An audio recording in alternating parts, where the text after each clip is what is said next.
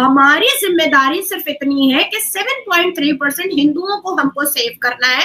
बाकी ये जितने भी उम्मा वाले हैं और ये जितने भी जज्बे की कौम है, ये भूख मरे, ये कोठे पे अपनी बेटियों को बैठा दे। अमेरिका ने पाकिस्तान समेत 75 मुल्कों के लिए इमिग्रेंट वीजा प्रोसेसिंग रोक दी है। अमेरिका समेत कई ममालिक हमसे कुछ हवाले से इतना परेशान है, ममालिक कहते हैं आपके लोग आके यहाँ भीख मांगना शुरू होते हैं, कुछ लोग ये करना होते हैं, वो एंड दे हैव नंबर्स। कि हमने इतनी चापलूसी की, हमने फर्में भी हायर कर ली। हैरत अंगेज तौर पर भारत को वीजा मिलेगा, लेकिन पाकिस्तान जिसके कि शहबाज शरीफ साहब लवली हैं, फील्ड मार्शल साहब ट्रंप के दोस्त हैं, उसका नाम डाल दिया गया है जनाब इस वो लिस्ट में। तो वीजाज सस्पेंड किए हैं, वो पाकिस्तान के किए, भारत के नहीं किए। तो इसी से आप समझ जाइए कि अमेरिका कितना पाकिस्तान का साथ दे रहा है। ईरान के ऊपर जो अटैक की बात की जा रही है, अगर उसमें पाकिस्तान ने साथ ना दिया तो सभी के वीजा बंद हो जाएंगे, शायद विजिट वीजा भी हो जाए, बाकी भी हो जाए। आवाजें आ रही हैं, ये क्यों आ रही हैं मियां साहब, हमें कुछ बताएं। काज साहब, मैं खुद हैरान था कि ये इतनी शिद्दत से जो है बात क्यों हो रही है। कुछ ना कुछ तो खिचड़ी पकी हुई है। एक एयरपोर्ट के ऊपर जनरल आसिम मुनीर और उनके डीजी ISPR जनाब जनरल शरीफ अहमद साहब पहुंचते हैं। वहाँ पे जो खड़ा हुआ सिपाही है, गार्ड है, वो और दोनों के हाथों में पासपोर्ट्स हैं और वो कहता है कि पाकिस्तानी पासपोर्ट्स को वीज़ा जो है वो नहीं मिलेगा। हम बड़े खुश हैं आजकल, सूनर और लेटर कोई ना कोई ऐसी डेवलपमेंट ना हो कि जिसमें आपका और अमेरिका के relations can get strained again. तो ये ना आप समझें कि जी अब बहुत सेट है, हम इंडिया के खिलाफ है अमेरिका और हमारे हक में है और now we have a smooth ride coming up. No sir, वाज़ेह कर दिया गया है और अमेरिकन फोर्सेस जो वहां से मूव कर दी हैं कि तुम्हारे ऊपर हम एतबार नहीं करते, तुम चाइनीज कैंप के अंदर अगर जाना चाहते हो तो जाओ, लेकिन हम तुम्हें निमड़ लेंगे। कि जो मल्टीनेशनल कंपनीज हैं वो भारत छोड़ के नहीं जा रही, जबकि उन्होंने जो है वो कितना 50% टैरिफ और क्या कुछ लगा दिया है भारत पे, जबकि पाकिस्तान के ऊपर सिर्फ 19% टैरिफ है। लेकिन इसके बावजूद हमारे यहाँ से मल्टीनेशनल कंपनीज अपना बिजनेस बंद कर करके निकलती चली जा रही हैं। उसको हिंद देश हम बनाएंगे, हम आदरणीय प्रधानमंत्री डोनाल्ड ट्रंप, मेलोनी, हम लोग मिलकर के बनाएंगे।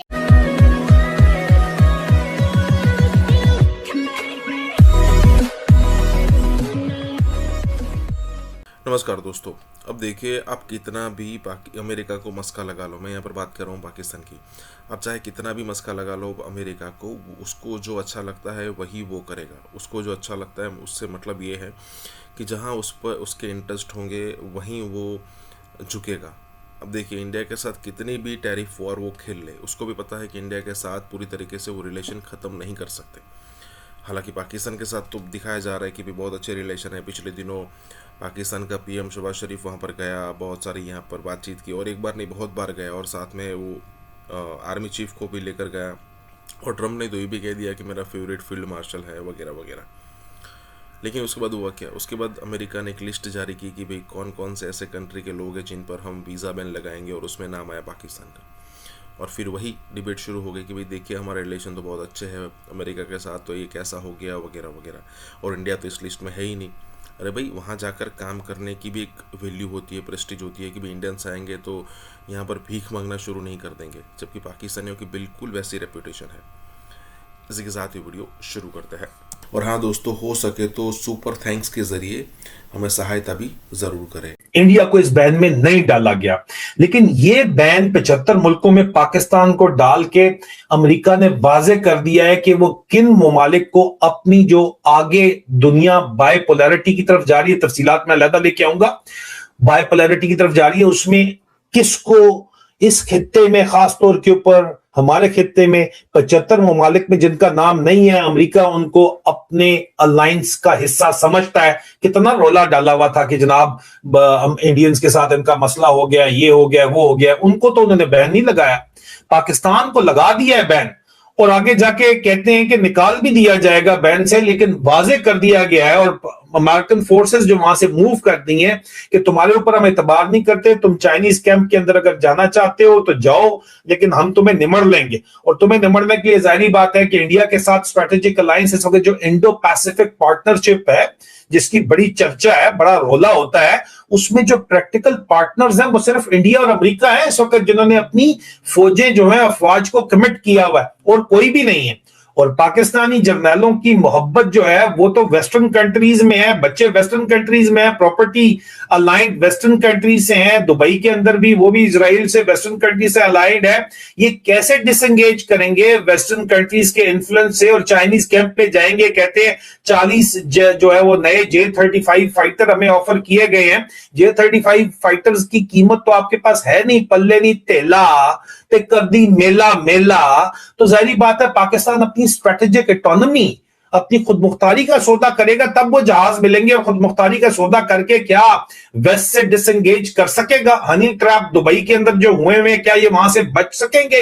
ये $1 मिलियन क्वेश्चन है जिसका कोई जवाब नहीं दे रहा। और पाकिस्तान के ऊपर जो वीजा बैन लगा है उसके बाद डिक्टेटर का पेशाब आके कहता है कि जनाब हमारा वीजा जो है ऊपर चला गया। इतनी बेशर्मी से झूठ बोला जा रहा है। रजा रोमी साहब जैसे लोग भी जो है और इस तरह के जितने भी इनके लोग हैं सारे के सारे वो आके लिख रहे हैं, और इतनी बेशर्मी से झूठ बोला जा रहा है कि हुसैन हक्कानी साहब को आके बोलना पड़ गया कि यार इतना तो खुलेआम झूठ मत बोलो जालिमो। पासपोर्ट असल में तो मजीद नीचे पाकिस्तान का गिरा है, वीजा बैन तुम्हारे ऊपर लग गया है। पिछले साल 33 मुल्कों के वीजे फ्री थे, इस दफा 31 मुल्कों के वीजे फ्री हैं। सवाल कर रहे हैं लोग कि ट्रंप के साथ तो पाकिस्तान की बड़ी दोस्ती थी और ट्रंप साहब पाकिस्तान के वजीर आज़म की बड़ी तारीफ़ें भी करते हैं और भी लोगों की तारीफ़ें करते हैं, लेकिन ये पाकिस्तान को उन 75 ममालिक में शामिल कर दिया जिनका इमिग्रेशन वीज़ा प्रोसेस मुअत्तल हो गया है। इमिग्रेशन हर मुल्क के अपनी तरजीहात होती हैं और उनके अपने जो है वो हालात के मुताबिक अपने रूल्स और रेगुलेशन होते हैं। बाज़ ऐसे ममालिक जो कि पाकिस्तान के बेहतरीन दोस्त हैं और इंशाअल्लाह ताला दोस्त रहेंगे, उन्होंने भी वीज़ों के मतलब जो पॉलिसीज़ बाज़ औक़ात वो अपनाते हैं, तो उसमें बाज़ औक़ात हमारे लिए, हमारे लोगों के लिए जो है वो मुश्किलात होती हैं। मैं आपका इशारा समझ गया हूँ और बिल्कुल सही कह रहे हैं। देखें, चलें ईरान, रूस और अफ़गानिस्तान उस लिस्ट में शामिल हैं, चलो ये तो समझ आती है।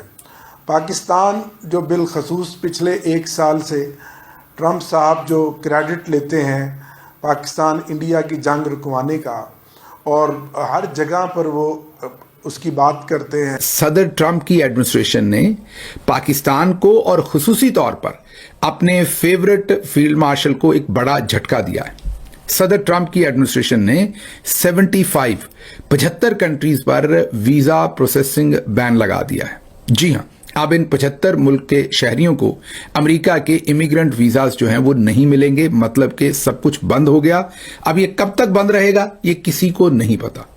सबसे इंटरेस्टिंग बात यह है कि ये जो 75 मुल्क हैं, इनमें सदर ट्रंप के जो favourite field marshal Asim Munir हैं, उनके मुल्क पाकिस्तान का नाम भी शामिल है। इससे भी ज्यादा इंटरेस्टिंग बात यह है कि सदर ट्रंप के जो सबसे फेवरेट फील्ड मार्शल हैं, जो उनके सामने तश्तरी में मिनरल्स और सब कुछ रखकर बिल्कुल हाजिर जनाब खड़े हैं, गजा की फोर्स हो या सब कुछ हो, बिल्कुल लेट गए हैं मुकम्मल तौर पर।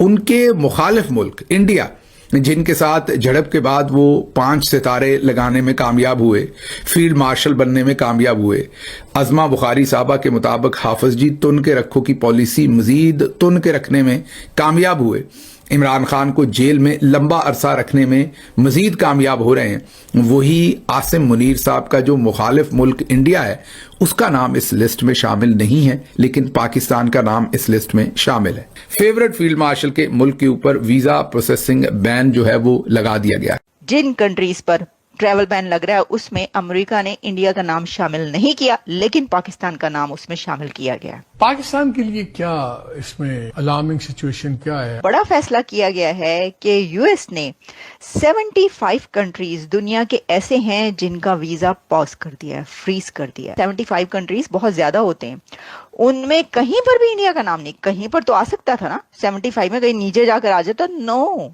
हमने चापलूसी की इंतहा कर दी ट्रंप साहब की। जो शहबाज शरीफ साहब ने ट्रंप साहब के एजाज में तकरीर की, उससे मुर्दे भी कब्र में शर्मा गए कि शहबाज शरीफ साहब तुसी ते अन्नी पा देती है चोई साहब। लेकिन ट्रंप साहब ने अपने वादे के ऐन मुताबिक दुनिया के 75 ममालिक के लिए वीजा प्रोसेसिंग रोक दी है। हैरत अंगेज तौर पर भारत को वीजा मिलेगा, लेकिन पाकिस्तान, जिसके के शहबाज शरीफ साहब लवली हैं, फील्ड मार्शल साहब ट्रंप के दोस्त हैं, उसका नाम डाल दिया गया है जनाब इस लिस्ट में। तो फिलहाल टेम्परेरली तो वीजा पाकिस्तानियों को अब अमेरिका का नहीं मिलेगा। It's going to be different, but nobody will depend or believe in America. America's decline will be more permanent, is going to be irreversible. India इसमें शामिल नहीं। मैं और कंट्रीज आपको बताता हूं तो आप हैरान हो जाएंगे कि वो भी इसमें शामिल नहीं। फॉर एग्जाम्पल श्रीलंका इसमें शामिल नहीं, हमारे पास ही मुल्क है, मीन हमारी ही तरह की इकॉनमी है तकरीबन। उसके बाद फिलीपींस इसमें शामिल नहीं, वो भी कोई ऐसा नहीं कि इकॉनमी वाइज कोई बहुत ज्यादा वो जर्मनी के बराबर पहुंचा हुआ है, हमारे वाले हालात हैं। वियतनाम इसके अंदर शामिल नहीं, मलेशिया इसके अंदर शामिल नहीं, टर्की इसके अंदर शामिल नहीं इस लिस्ट के, और सबसे बड़ी बात इंडोनेशिया जो सबसे बड़ी आबादी वाला मुस्लिम मुल्क है, मीन जिसकी आबादी हमसे भी ज्यादा है, वो भी इसमें शामिल नहीं है। और पाकिस्तान को अपना एक करीब तरीन इत्तेहादी शुमार करते हैं। ट्रंप की और अमेरिका की इतनी बड़ी बड़ी कंपनियों के साथ इतने बड़े बड़े मुआहदे कर रहे हैं, और ज़ाहिर है उसके पीछे उनका एक अपना एक इंटरेस्ट है, उनके अपने एक सेल्फ मोटिव्स हैं। और दूसरी तरफ जो है वो हमारे मुल्क का इमिग्रेशन उस 75 लिस्ट में डाल के, नेगेटिव लिस्ट में डाल के उनको उस प्रोसेस को बंद कर रहे हैं। तो मैं समझता हूँ कि ये पाकिस्तान नहीं, लेकिन राणा साहब ने नाम नहीं लिया, राणा साहब ने नाम नहीं लिया, लेकिन मुझे समझ आ गई है कि उन्होंने ऐसे ममालिक की तरफ इशारा किया है जो बहुत पाकिस्तान के करीबी दोस्त समझे जाते हैं। कहा जाता है जी इनके साथ दोस्ती जो है वो शहद से मीठी है, हिमालय से बुलंद है, समुद्र से गहरी है, लेकिन वो भी पाकिस्तानियों को वीजा देने में, मैं समझ गया, अमेरिका से ज्यादा सख्ती करते हैं। अमेरिका तो हमसे 7 समंदर दूर है ना, और उसमें हमारे अपने पाकिस्तानियों के भी वहाँ करतूत हैं, और उनमें पहले उन्होंने कुछ इजला को ब्लैक लिस्ट किया और अब उन्होंने पूरे मुल्क को ब्लैक लिस्ट किया। इसमें हमें खुद भी किसी हद तक कसूरवार है, बिल्कुल ऑनेस्ट बात तो ये है। लेकिन अमेरिका वाला केस और इस वक्त जो दुनिया के अंदर जो हालात बने हुए हैं, ठीक है, और जो वेनेजुएला की सूरत हाल के बाद जो मामला बना हुआ है और आगे चलकर ईरान के ऊपर जो प्रेशर डाला जा रहा है, तो इसमें पाकिस्तान ने तो हमेशा जो है, मैं समझता हूँ मौजूदा रजीम ने तो अमेरिकन के साथ हमेशा साथ खड़े हुए हैं, तो पाकिस्तान को इस लिस्ट से निकलना चाहिए। अच्छा, हाल ही में चंद दिन पहले सदर ट्रंप ने और उनकी एडमिनिस्ट्रेशन ने एक लिस्ट जारी की थी जिसमें उन्होंने ऐसे मुल्कों के नाम दिए थे जिनके शहरी अमेरिका में आके जो पब्लिक सपोर्ट होती है, मीन ऐसे लोग जो पैसे नहीं कमा पाते अमेरिका में और फिर उनको सरकार से सपोर्ट लेनी पड़ती है, असिस्टेंस लेनी पड़ती है, दूसरे लफ्जों में गवर्नमेंट के ऊपर बोझ बनते हैं ऐसे लोग। उन मुल्कों की जो लिस्ट आई थी उसमें भी पाकिस्तानी जो डायस्पोरा है वो कोई ऐसी खतरनाक एरिया में नहीं थे। हम तीसरी लिस्ट में थे ना, पहली लिस्ट में थे जो सबसे ज्यादा पैसे ले रहे हैं गवर्नमेंट से ऐसे मुल्कों के शहरी, ना ही दूसरी लिस्ट में थे, हम तीसरी में थे, और इंडिया हमारे साथ चौथी लिस्ट में था। मतलब हम कोई खतरनाक इलाके के अंदर नहीं थे कि हमारा नाम ऐसी लिस्ट में डाला जाए। वजह तो यही नजर आ रही है सदर ट्रंप की इन 75 कंट्रीज के ऊपर जो उन्होंने वीजा प्रोसेसिंग बैन लगाया है, और वो भी स्पेशली इमिग्रेंट वीजाज पर। और वजह शायद यही नजर आ रही है उसमें कि वो नहीं चाहते कि इन मुल्कों से लोग आएं। वो कम अज कम ये जस्टिफिकेशन प्रोवाइड करेंगे, या उनका पॉइंट ऑफ व्यू ये होगा, या उनका मुद्दा ये होगा कि मैंने इसलिए लगाई है कि इन मुल्कों के लोग यहां पर आके जब इमिग्रेंट हो जाते हैं तो ये हमारी सरकार के ऊपर, हमारी गवर्नमेंट के ऊपर, हमारे एक्सचेकर के ऊपर ये बोझ बनते हैं।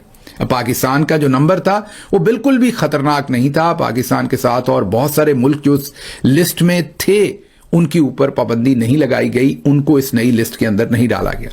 अब पाकिस्तानियों के वीजा प्रोसेसिंग जो है वो बैन हो गई है।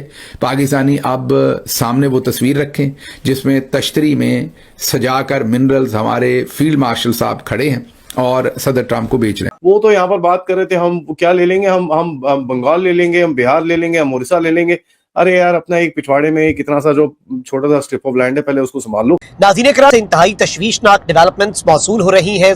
एक बड़े सीनियर पॉलिटिशियंस हैं, उन्होंने आज ट्वीट किया, उन्होंने ट्वीट किया कि Pakistani army soldiers already Gaza में पहुंच गए हैं और कई पाकिस्तानीज को हमास ने मार दिया है। कहीं पर आ रहा है 130 मारे गए हैं, कहीं पर आ रहा है 118। दोस्तों कह सकते हैं कि अगर आप उनको बम करेंगे तो we will arm them to bomb you, और उन्होंने मार के बता भी दिया है। घटा सर पे अदबार की छा रही है। अदबार कहते हैं मुसीबतों की और परेशानियों की घटा। आज का दिन कुछ पाकिस्तान के अंदरूनी हालात के हवाले से भी, बलूचिस्तान के जो हालात हैं और गुज़श्ता 2-3 दिन से जिस तरह की सूरत हाल बहुत आगे बढ़ गई है।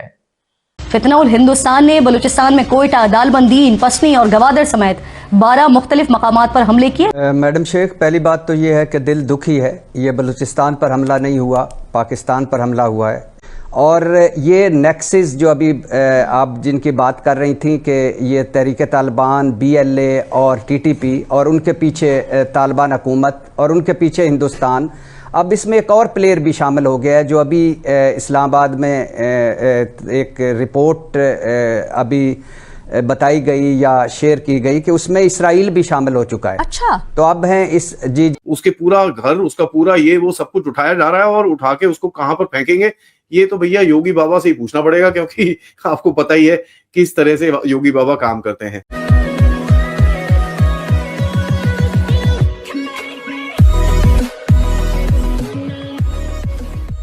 नमस्कार दोस्तों, अब यहाँ पर बात हो रही है कि BLA जो है ना वो पाकिस्तान को सोने नहीं दे रहा ठीक से, और कहा जा रहा है कि तकरीबन 12 हमले किए BLA ने और दर्जनों पाकिस्तानी सैनिकों को ठोका है। अब देखिए, पहले क्या हुआ करता था कि BLA जो था ना वो कोई ना कोई बिल्डिंग थी, कोई गवर्नमेंट बिल्डिंग हो गई, स्टॉक एक्सचेंज हो गया, कराची स्टॉक एक्सचेंज, वहाँ पर भी एक बार हमला हुआ था, पहले वहाँ टारगेट किया करता था। लेकिन अब BLA की जो ये उनकी हिम्मत इतनी बढ़ चुकी है कि अब वो ऐसे बिल्डिंग को टारगेट नहीं करता, अब वो सीधा पाकिस्तानी आर्मी को टारगेट करता है, और इतने बड़े लेवल पर करता है कि पाकिस्तानी आर्मी के पिछले दिनों ही नंबर आया था कि तकरीबन 4000 पाकिस्तानी सैनिक ऐसे थे जिन्होंने रेजिग्नेशन दिया है। देखिए, नंबर्स होते हैं, रीज़न इसके होते हैं, कई सारे लोग अर्ली रिटायरमेंट भी ले लेते हैं, लेकिन जब इस टाइप के डर से, मतलब BLA और TTP जैसे जो संगठन है उसके डर से जब रिटायरमेंट लेने की बात हो या फिर जॉब छोड़ने की बात हो ना, तब ये सोचना पड़ेगा कि पाकिस्तान के हाथों से, या फिर कहना चाहिए कि पाकिस्तानी आर्मी के हाथों से ये सारी की सारी चीज़ें निकल रही है। इसी के साथ ये वीडियो शुरू करता है। और हाँ दोस्तों, हो सके तो सुपर थैंक्स के जरिए हमें सहायता भी जरूर करें। एक तो सर ये जो डोनाल्ड ट्रंप का बोर्ड ऑफ पीस है, लेकिन सर ये जो पाकिस्तान ने सर जो ज्वाइन किया है बोर्ड ऑफ पीस, तो सर ये बोर्ड ऑफ पीस जो ज्वाइन किया है सर, इसके मतलब एक तो सर क्यों किया है आपके हिसाब से, और दूसरा सर इसके रिपरकशंस क्या क्या हो सकते हैं सर, अगर आप हमारी ऑडियंस को सर थोड़ा एनलाइटन करें तो। मुझे लगता है पाकिस्तान हैज नो ऑप्शन। ये सब चीजें जो वो लंच खाकर आया था और फेवरेट फील्ड मार्शल बन गया है, अब ये सब उसकी कीमत अदा कर रहे हैं। मुझे लगता है इसके रिपरकशन बहुत बुरे होंगे। पाकिस्तान अभी रियलाइज नहीं कर रहा, बट जावेद हाशमी करके एक बड़े सीनियर पॉलिटिशियंस हैं, उन्होंने आज ट्वीट किया, उन्होंने ट्वीट किया कि Pakistani army soldiers already Gaza में पहुंच गए हैं और कई सोल्जर्स वो उनकी जो टनल्स थी, सुरंगें, उनको साफ कर रहे थे और कई पाकिस्तानीज को हमास ने मार दिया है। Now, how far this is true or not, I don't know.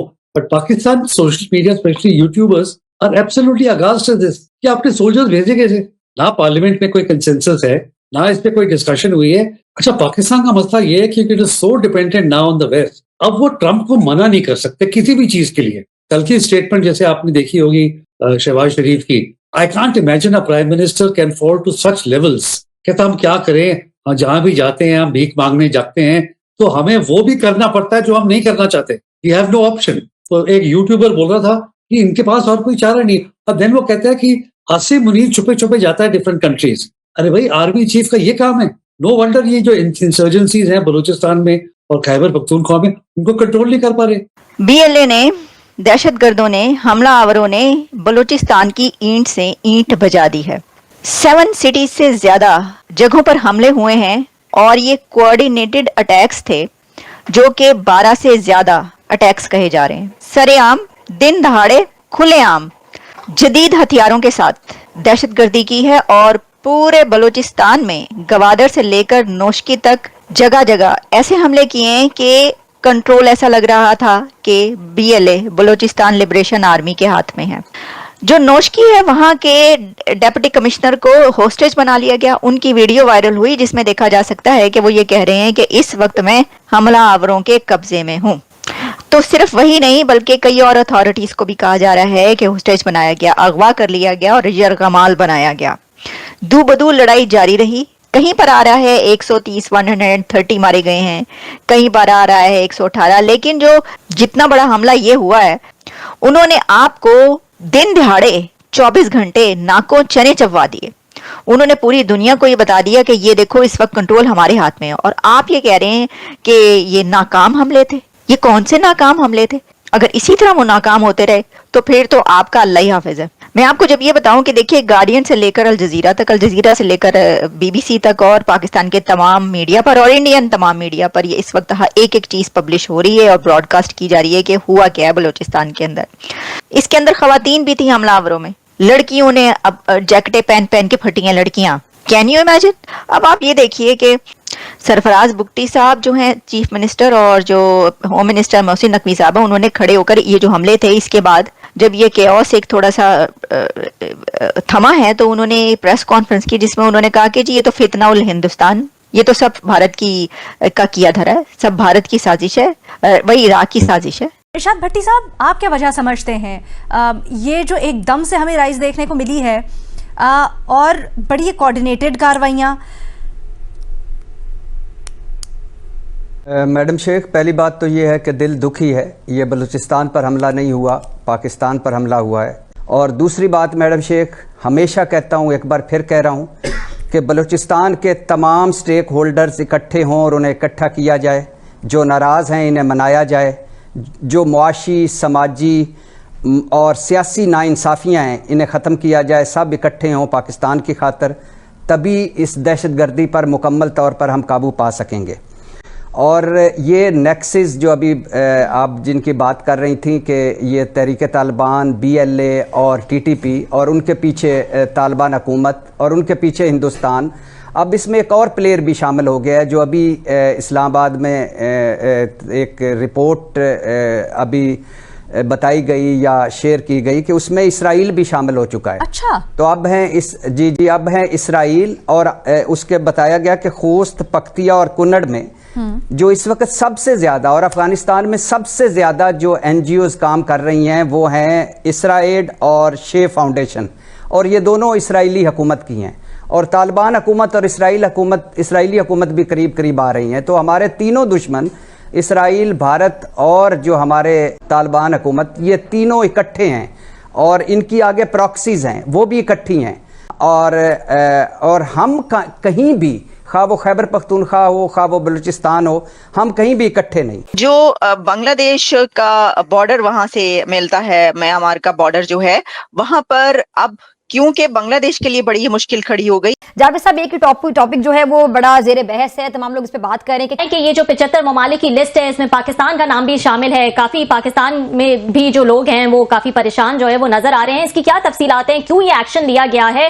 तो लोगों का ये कंसर्न जरूर है कि इंडिया उस मुल्क में शामिल नहीं है, उन ममालिक में, हालांकि वो लोग भी यहाँ आके इमिग्रेंट वीजे लेते हैं। यहाँ पे ट्रेंड देखा गया है कि भारत से ज्यादातर लोग जो आते हैं वो इमिग्रेंट वीजों पे आते हैं, उनमें ज्यादातर लोग विजिट वीजा पर आकर ओवरस्टे नहीं करते। मगर ट्रम्प इंतजामिया ये पाबंदी गैर मुय्यना मुद्दत के लिए नाफिज करने जा रही है, और वो इस नई इमिग्रेशन पाबंदी का ये जवाब पेश कर रही है कि इन 75 ममालिक से आने वाले तारिकीन वतन अमरीकी हुकूमत और सरकारी खजाने पर बोझ बन जाते हैं और अमरीकी अवाम के वसाइल और सरकारी इमदाद पर इन्हिसार करते हैं। मैं समझता हूं भारत की तरक्की का सीक्रेट मोदी साहब की लीडरशिप है, उनकी डिटर्मिनेशन है, उनकी डेडिकेशन फॉर इंडिया, और उनकी loyalty to India, nationalism for India, ये सारे सीक्रेट हैं। और मैंने इन्हीं चीजों का जिक्र किया था।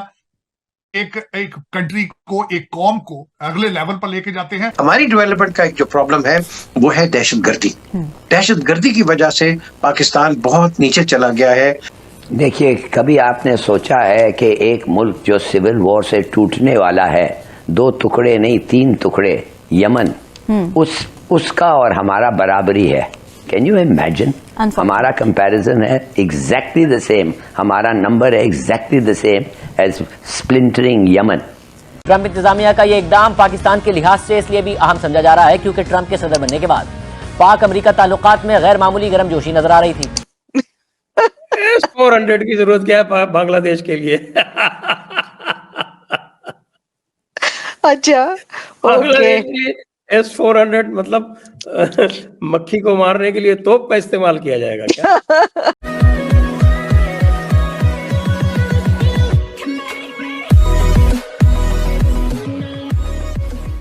नमस्कार दोस्तों, पिछले दिनों एक लिस्ट जो आई, मतलब कि मैं इसकी बात कर रहा हूँ कि जो ट्रम्प ने एक लिस्ट जाहिर की 75 कंट्रीज़ की, कि जिसमें सीधा एंट्री, मतलब उनको नहीं है, सीधा एंट्री नहीं, उनको वीज़ा ही नहीं दिए जाएंगे।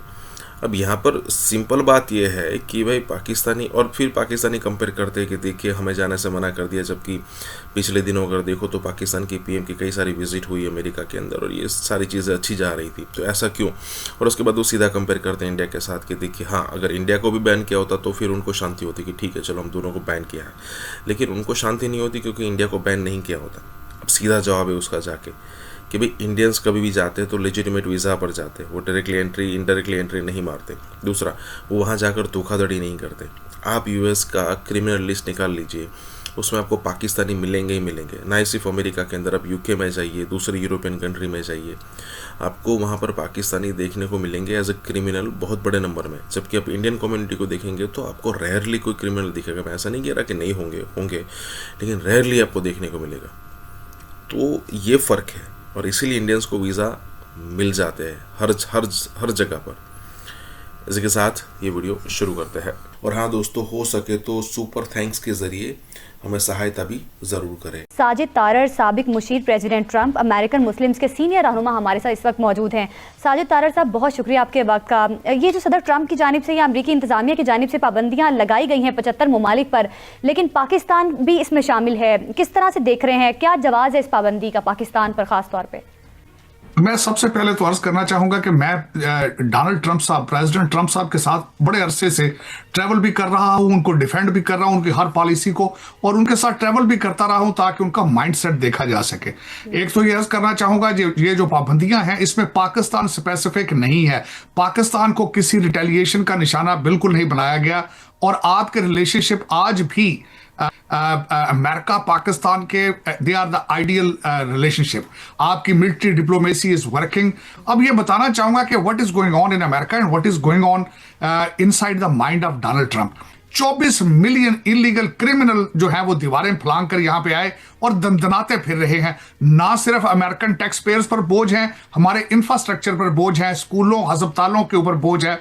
तो दर हकीकत एक हमारा immigration department is a broken system. लोग इसको पॉलिटिकल असाइलम के जरिए इसको अब्यूज करते रहे हैं, लोग यहाँ पे विजिट वीजाज पे आके यहाँ पे ओवरस्टे करते रहे हैं, स्टूडेंट वीजाज पे आके यहाँ गुम हो जाते हैं। तो दर हकीकत एक नेशनल सिक्योरिटी क्राइसिस है, एक फाइनेंशियल क्राइसिस है। डोनाल्ड ट्रंप साहब उसको सॉल्व करने की कोशिश कर रहे हैं। मैं खुद इसका, बल्कि आप अंदाजा लगा लें, अभी थोड़े अर्सा पहले विद इन दिस मंथ मेरी खुद बच्ची की शादी पाकिस्तान में हुई है। मैं खुद एक वकील हूं, इस दर्द को समझ सकता हूं, लेकिन मैं समझता हूं कि जल्द इसका हल निकलेगा। It is very painful for legal immigrants, for immigrant on regarding the immigrant visas. एक क्राइसिस जरूर है, इसमें कोई शक नहीं है, लेकिन जल्द अज जल्द इसका हल ढूंढा जाए। चौधरी साहब, असल में मामला ये भी है कि पाकिस्तान में इशू ये है जो इस वक्त, वो ये है कि 4 दर्जन से जायद बार खुद प्रेसिडेंट ट्रंप पाकिस्तान की, वज़ीर आज़म पाकिस्तान की, फील्ड मार्शल की तारीफ़ें की उन्होंने, और एक ऐसा हाई टेम्पो बन रहा था कि पूरी दुनिया ये समझ रही थी कि शायद अमेरिका और पाकिस्तान के ताल्लुकात माजी में कभी भी ऐसे नहीं रहे जो कि इस स्टेज पे हैं। और फिर इंडिया के हवाले से जो बार बार उनको सुबकी हो रही थी, तो लोगों का ये कंसर्न ज़रूर है कि एक तरफ लाइयाँ किधरे थे बधाइयाँ किधरे। इसमें थोड़ा सा समझा दें कि ये इंडिया वाला क्या मामला है, क्योंकि नॉन इंडिया उस मुल्क में शामिल नहीं है उन ममालिक में, हालांकि वो लोग भी यहाँ आके इमिग्रेंट वीज़े लेते हैं, गायब होते हैं, सब कुछ करते हैं। देखिए, एक तो इमरान साहब, मैं ये बताना चाहूंगा कि जब भी अमेरिका के अंदर रिपब्लिकन सदर व्हाइट हाउस में होता है, पाकिस्तान के रिलेशनशिप आइडियल होते हैं। दूसरा, बुनियानुल मरसूस ने जो नई बुनियादें रखी हैं एक नए पाकिस्तान की, वो बेमिसाल हैं। तीसरी बात ये मैं अर्ज करना चाहूंगा, यहाँ पे ट्रेंड देखा गया है कि भारत से ज्यादातर लोग जो आते हैं वो इमिग्रेंट वीज़ों पे आते हैं, उनमें ज्यादातर लोग विजिट वीजा पर आकर ओवरस्टे नहीं करते। ये अभी तक मैं जो कल 2-3 दिन से स्टडी कर रहा हूं उसमें डाटा सामने आ रहा है। लेकिन इसमें अल्टीमेटली मैं एग्री करूंगा आपसे, आसमान सर पे उठा रखा है कि शायद रिलेशनशिप ठीक नहीं है। रिलेशनशिप आपके आइडियल है, इसमें कोई शक नहीं है, और ये policy is not a Pakistan specific, ये इज ओवरऑल पॉलिसी। तो इस सारी सूरत हाल में प्लीज जरा बता दें कि आप का हंच क्या है कि कब तक आप समझते हैं कि ये चीजें बेहतर हो जाएंगी? मेरी एक रफ गैस है, यहाँ पे हमारे रिसोर्सेज काम कर रहे हैं। मैं यहाँ पे ये अर्ज करना चाहूंगा कि मैं पहले भी हमेशा पाकिस्तान की एडवोकेसी करता रहा हूँ। मैं मुसलसल उनको ये बावर कराने की कोशिश करता रहा हूँ कि हमारा नादरा सिस्टम, हमारे एजेंसियां, हमारे government, they are completely aligned and they are always cooperating with the American law enforcement. इसमें कोई शक नहीं है। और इन सारे सर्कमस्टांसेस में जो मेरी स्पेकुलेशन है कि अगले 4 से 6 हफ्तों तक इसका कोई हल निकलेगा, पाकिस्तान दोबारा सुरखरू होगा। यार 104 से 98 पे आएगा, क्या मुबारकबाद है खुदा की। अच्छा, हुकूमत तो दे रही मुबारकबाद है, बड़ा हो तो गया। खुश नहीं, क्या है, देखो हम ये वो कहते हैं ना, फॉल्स लॉरेल्स पे नहीं जाना चाहिए। आप कहते हैं हमारा वीजा, हमारे पासपोर्ट जो है, यार 4th वर्ल्ड कंट्रीज के अंदर आप जा सकते हैं, यूरोप के अंदर आए ना आप, उधर अमेरिका के अंदर जाए ना, वहां क्यों नहीं हमारा पासपोर्ट है कि हम उसके अंदर हमारा उसको वो इज्जत दी जाए। आप देखो, याद रखो, आप जाते हो उन मुल्कों के अंदर जो खुद कहते हैं कि यार हमारे मुल्क में तुम अंदर आओ। Pakistan is still an affluent country economically, otherwise as far as these countries are concerned, जिन के नाम आपने अपनी लिस्ट पढ़ लिया सारों की। The question is कि हम 104 से 98 पे आ गए, ठीक है, प्रोग्रेस है, but that is not good enough. I need the passport to be number 10, number top 10 में अंदर आए, फिर मैं कहूँ यार हमारी डेवलपमेंट हुई है। हमारी डेवलपमेंट का एक जो प्रॉब्लम है वो है दहशतगर्दी। दहशतगर्दी की वजह से पाकिस्तान बहुत नीचे चला गया है, और इसमें पाकिस्तान का कसूर नहीं है। इसमें अगेन मैं कहूंगा कि हमारा जो एडवर्सरी है उसका एक बड़ा एक मेजर रोल रहा है कि जो पाकिस्तान को हर जगह जाके डिसार्म करता है, on false propaganda and false information के अंदर।